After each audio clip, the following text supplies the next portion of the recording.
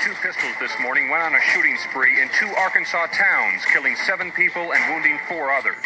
Police say the suspect, Gene Simmons, had... Joining us from Little Rock. The motive remains unclear in Wednesday's shooting at the Arkansas Democratic Party headquarters. As homicide detectives gathered information near 11th and Woodrow... One piece of smart technology could help solve a murder mystery in Arkansas. Police say there were several people around when the shooting happened, but not many of them want to talk about it. The killer is still on the loose. I'm your host, Nikki T, and you're listening to Strictly Homicide, an Arkansas true crime podcast that discusses lesser-known cases out of the natural state. Thanks for listening to another episode of Strictly Homicide. I also want to say thank you to all our patrons and everyone who's rated and reviewed the show. Please make sure to stay tuned at the end of the episode to hear a few promos from some of my favorite podcasts. Warning. Strictly Homicide covers cases that involve sexual assault, violence, and homicide. Episodes may contain explicit language and are not suitable for young ears. Listener discretion is advised.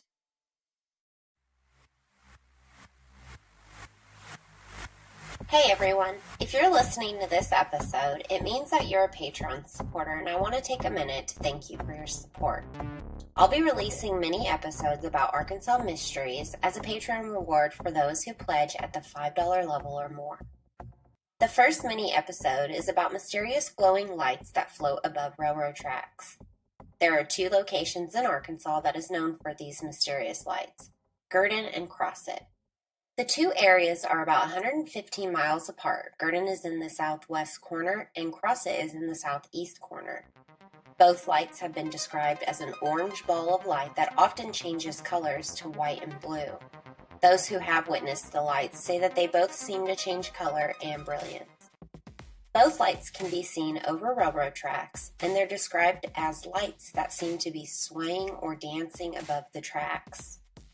The Gurdon light has been seen by thousands of people since first spotted around 1931. The site where the light can be seen is popular around Halloween time. The different theories for the cause of the Gurdon light ranges from ghosts to swamp gas, but most people tend to hold on tight to the ghost stories.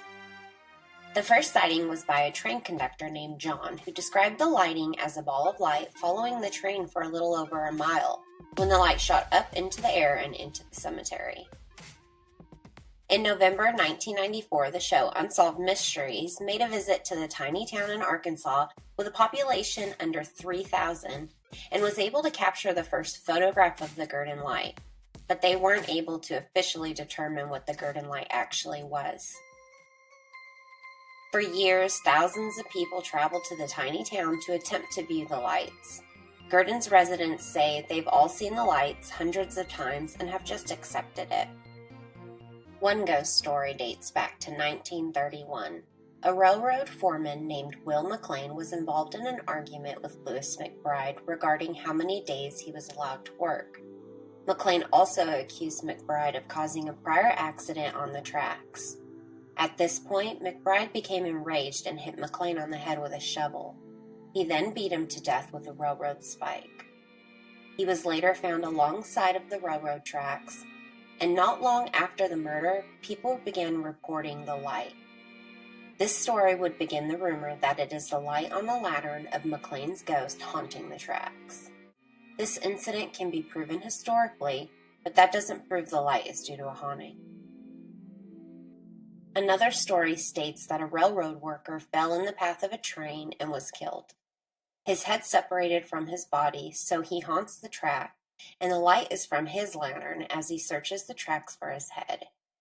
It seems the headless man wandering the tracks is a very popular concept because the Crossett stories are very similar. About 115 miles southeast is the town of Crossett, with a population just a tiny bit higher than Gurdon at around 5,200. The Crossett light is not as popular as the Gurdon light, but the sightings and theories are basically identical. The mystery also has a smaller story and a more in-depth story.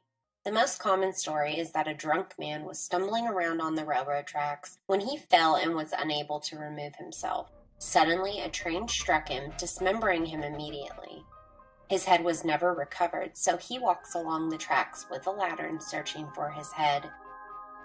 The more in-depth story involves a young couple in love and living in their first tiny hut right around the railroad tracks. Every night, the couple would wait for the train to come from the county seat of Hamburg. The young couple was living in poverty without jobs to support themselves. David would soon receive a job offer from the railroad, which would allow him to catch the train as it passed by their home in Crossett, Arkansas. Rose Marie would walk with him to a mound that was right in front of where he would catch the train. She'd see him off and then walk back home.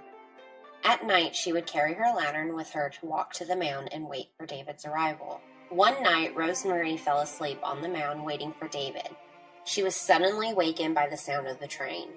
The train passed by when she saw her David about to jump off the train. All of a sudden, he slipped, dropped his lantern, and fell. David's body fell in the way of the train, and he was decapitated immediately.